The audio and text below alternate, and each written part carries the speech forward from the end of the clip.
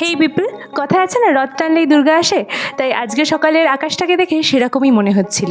আজকে রথযাত্রা সকাল সকাল উঠে আমি রেডি হয়ে নিয়েছি, চলে যাব প্রিয়াঙ্কা দি আর দিবাকরদার বাড়িতে। কারণ আজকে তাদের বাড়িতে পদার্পণ করছেন জগন্নাথ মহাপ্রভু তার ভাই বোনকে সঙ্গে নিয়ে।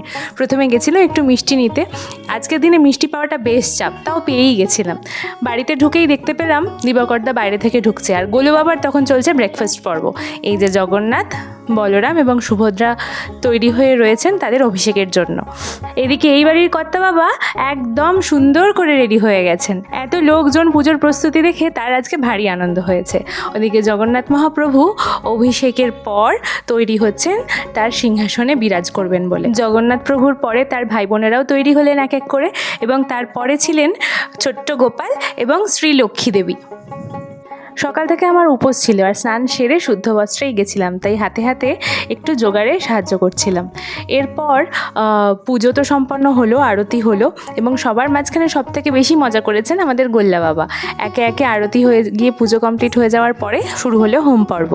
হোমের সময় মাথা ঢাকতে হবে বলে বড়দের সাথে সাথে গোল্লা বাবাও মাথা ঢেকে নিয়েছিল।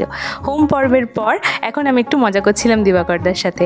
তারপর একটু প্রসাদ গ্রহণ করে জল খেয়ে বসে পড়েছিলাম লাঞ্চে।